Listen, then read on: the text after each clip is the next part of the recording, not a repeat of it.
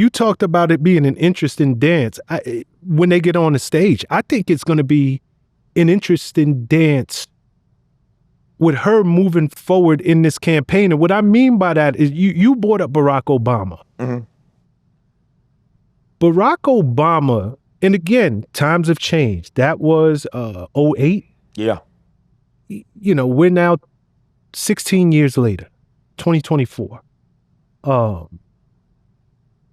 Barack, he's clearly a black man, but he never leaned into being black. Mm-hmm. He never put that out. Actually, it almost felt in real time as though he wanted to stay away from. Mm-hmm. Y'all can see I'm a black man. Mm-hmm. You see I got that big, beautiful black woman behind me. I got black kids. But you almost couldn't get him to embrace Mm-hmm. and say it out loud. I'm watching Kamala run a very different campaign. It's early, Mm-hmm. but she's being attacked for not being black enough. And because of that, she's leaning all the way into it. Mm-hmm. You know, she's doing rallies. She is an Alpha Kappa Alpha. Shouts to the AKAs. Went to Howard. She's making sure that she is loud and proud about the fact that I'm a black woman. She got Megan twerking on stage with her. You got Megan twerking on stage at a rally. The Stallion showed Yeah, up. the Stallion is twerking on stage. Work that twerk. But just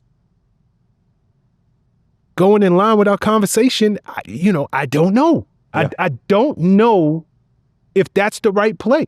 Yeah. I hope it is, because at the end of the day, if I haven't learned anything about Trump, anything from Trump, and if this world, the country, that dude is unapologetically who he is. Yeah. He ain't making no concessions for you. Yeah. He ain't making no concessions for me. Trump, I don't care where he is, he's going to be Trump, and he going to leave it there. Yeah. And I think that at the end of the day, Kamala got to give the world Kamala, for better or for worse, because that's what people are going to buy into. Yeah. Okay. Did you happen to catch Trump at the National Association for Black Journalists last week? Yeah, I figured that might be on your list of topics. Yes, I did catch him. It was happening while I was live on the air. So we were talking about it in real time. And then the next day, I had a round table of black journalists on my radio program, my national show, to talk about it. It was disappointing in a lot of ways. What we discussed on my show, and what I think expresses my true sentiment about it, is the following. We know who Donald Trump is. You just said earlier, Donald Trump is as advertised.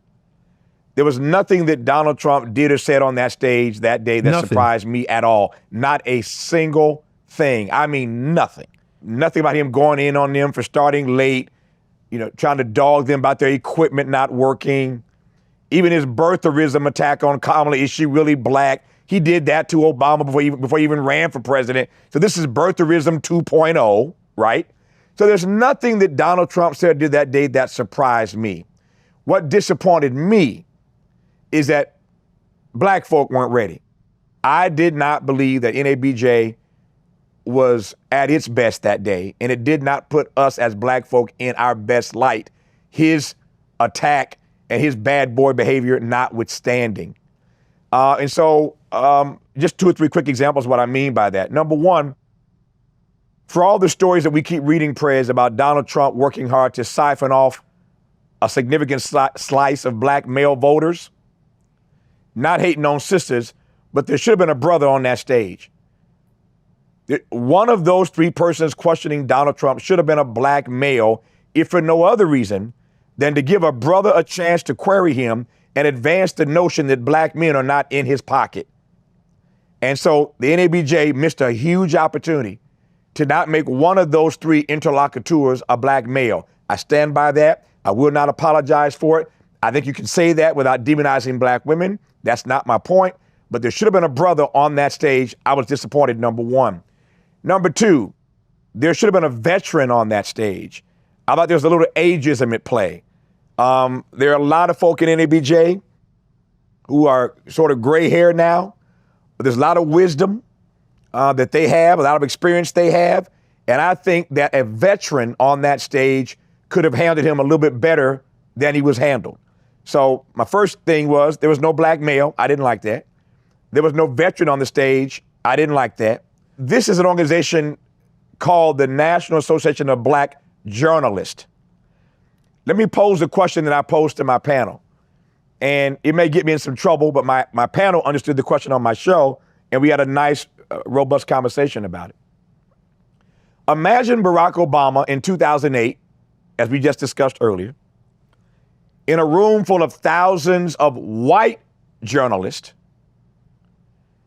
and him being treated or maltreated in that way.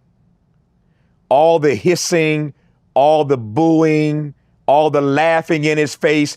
If a room of white journalists had done that to Barack Obama, we'd be up in arms. Let me be very clear. I understand how black folk writ large feel about Donald Trump. I'm on the same page with you. But when you are an organization and the word journalism or journalist is in your title, there is a decorum that I think that accompanies that. And when that decorum doesn't accompany that, then people see us through a different lens. They see us through a different prism. And I'm not denigrating anybody in that room. I'm not casting aspersion on everybody in the room. I'm not painting with a broad brush, because I'm sure not everybody in that room behaved in that way. But I just thought it was beneath us. It was not us at our best in that particular moment. I've had some tough interviews in my career, as have any number of other black journalists. Lester Holt, in his interview recently with President Biden in the White House, President Biden pushed back on Lester really hard in that interview. But Lester's a pro, and Lester behaved like a pro, even though I didn't like, and I love Lester, I didn't like the way Lester was questioning the president that day. There was a kind of false equivalency. Lester's talking to Joe Biden, the president, in the White House about a word he used, about bullseye or something. And you can't compare the president using one word in a private gathering with all the things that Donald Trump has said publicly. And so Lester's pressing this point about civility and about the language, but you seize on one word to do that. So I just thought Lester respectfully was in the wrong frame that particular day and didn't approach that thing the way he should have. But the point was, when the president started pushing back on Lester, Lester being a pro, handled it brilliantly. And there's a long list of black journalists who I've seen in some real tough situations, doing some tough interviews, who held their decorum. I'll just stop there. But the whole thing left a bad taste in my mouth. I thought it was a missed opportunity. I thought NABJ respectfully was not ready. I hope there are lessons they will learn from that. And again, none of us are perfect. God knows I'm certainly not. But I just thought it was a missed opportunity on a lot of different fronts. You know, it's not like Trump hadn't said this before, but what you think when he answered that first question? He said he's been the best president for black people since Abraham Lincoln. Yeah. Is Trump just not unapologetically Trump? Like, when you say something that in your face, that black and white, knowing the room you're sitting in, is this guy just lost, or does he really believe that? He is who he is. And as Maya Angelou said many, many years ago, when folks show you who they are, believe them.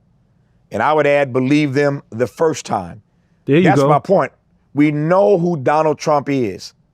So responding to him in a way that gets him going only aids and abets what he's attempting to do.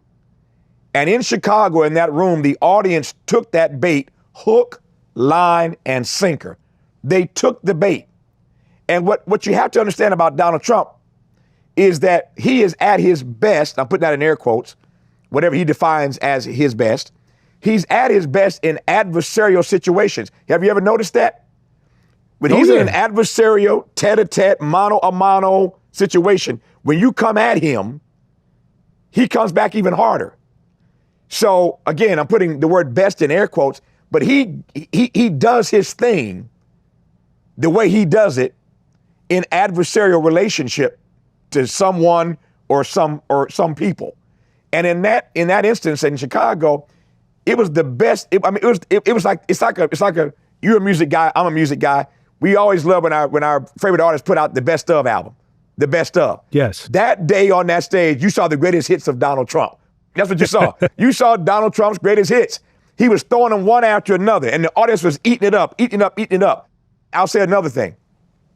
In those moments, what I think we miss, and what the audience of black folk particularly, not all black folk, but that audience missed that day, was that they took it hook, line, and sinker, number one. But you got to understand that Donald Trump on national television at NABJ ain't really talking to the Negroes in that audience. He's really not talking to black people. He's talking past you to his base, to his followers, to his supporters, to folk who may be on the fence. And he's showing you in a campaign that's clearly going to have race all throughout it, then I ain't afraid to talk to these black people this way. I'm not afraid to go into the lion's den and to tell them what I really think. I'm not afraid, ... So the message he's sending is not even really to the folk in the room. He's talking to the folk outside of that room who see he is unafraid. He has no fear. He will be who he is wherever he is. And again, none of us in black America are fond of that, except maybe Tim Scott and the few Negroes they had speaking at the RNC. My God. But for all the rest of us who got some good sense, for the rest of us who have our heads on straight, you know, we know that Trump is who he is, but I just don't like seeing us fall for that banana in the tailpipe. And that's what I thought happened that day in Chicago.